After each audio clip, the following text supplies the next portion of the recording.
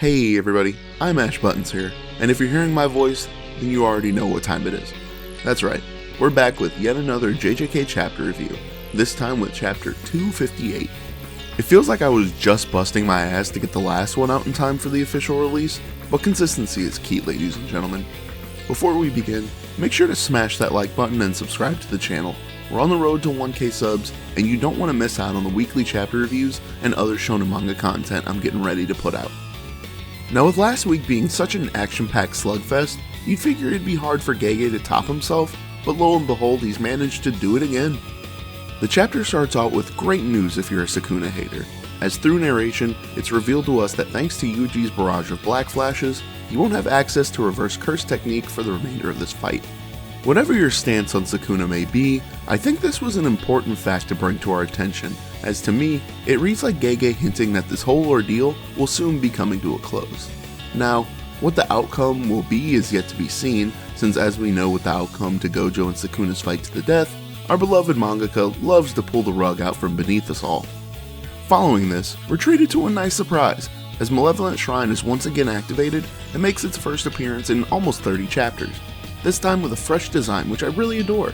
Sukuna standing in the hands of his domain looks downright intimidating, way more than he ever did with the previous one if you ask me. Much like it did in Shibuya when it was used against Mahoraga, the domain causes untold levels of destruction and completely levels their surroundings. There's some real banger art from Gege here, as we're treated to multiple double spread shots of the damage being caused, and I have to say he's been cooking with his art ever since that half-finished chapter he put out over a month ago. We get a flashback to before everyone was trying to jump Sukuna, and it gives us a little bit of context as to what Yuta meant when he said that they were cheating in the days leading up to the fight between Gojo and Sukuna. They weren't kidding when they used the word cheating, because this is basically the equivalent of trading your Pokemon to a friend's game to get the boosted experience and trading them back when they're stronger. It's revealed that Wee can switch souls between two individuals, and they used it to teach Yuji's body reverse curse technique and simple domain.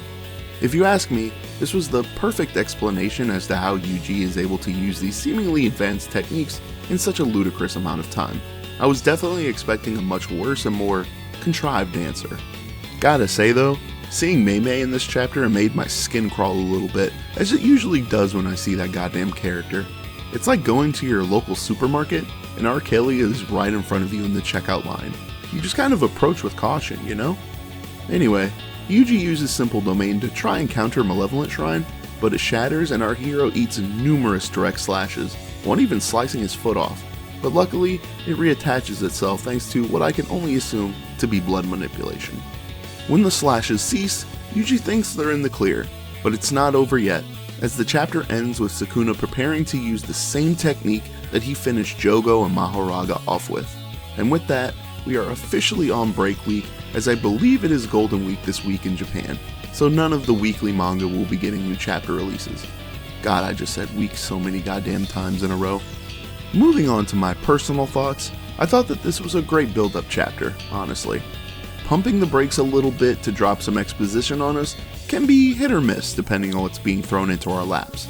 It's cool to see Gege give certain characters more depth to their abilities, but I just can't help but think of how much cooler characters like Kugisaki and Nanami could have been if he would have given them ample time to grow and not just kill them off in Shibuya. You're a dirty dog, Gege Akutami. You're a dirty, dirty dog. It was also nice to see Sukuna's domain again after what felt like forever since we last saw it. And like I said before, I love the new design for it. When I first read the chapter, my mind immediately flashed to Yuji finally using his own domain expansion to clash with the shrine, but that idea was quickly squashed as Sukuna couldn't help keep it manifested longer than 99 seconds. I have to wonder if he has something past the furnace technique, because after this, we've seen the entirety of Sukuna's toolkit, and Gege will need to make a real conscious decision here.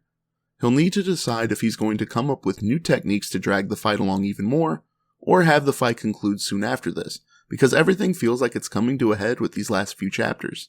Bro, just imagine how much crow the Yuji haters will have to gorge themselves on if he tanks a hit from the technique that was able to stop Mahoraga's rampage. I will say that I will be so damn annoyed if you get that usual babble from Arame talking about how Sukuna still isn't taking the fight seriously or something goofy like we've seen in the past. It genuinely feels like Sukuna is running out of options, and if the story sticks to that flow, then I think we'll get a satisfying conclusion to this whole ordeal. Hopefully this break week goes by fast, so we can jump back into the action and see what diabolical shit Gege has in store for us. Thank you everybody who watched the video, especially to anyone hearing this. Stay tuned for the next video coming your way soon. Until next time folks, I'm iMashButtons, and you all have a wonderful day. Peace!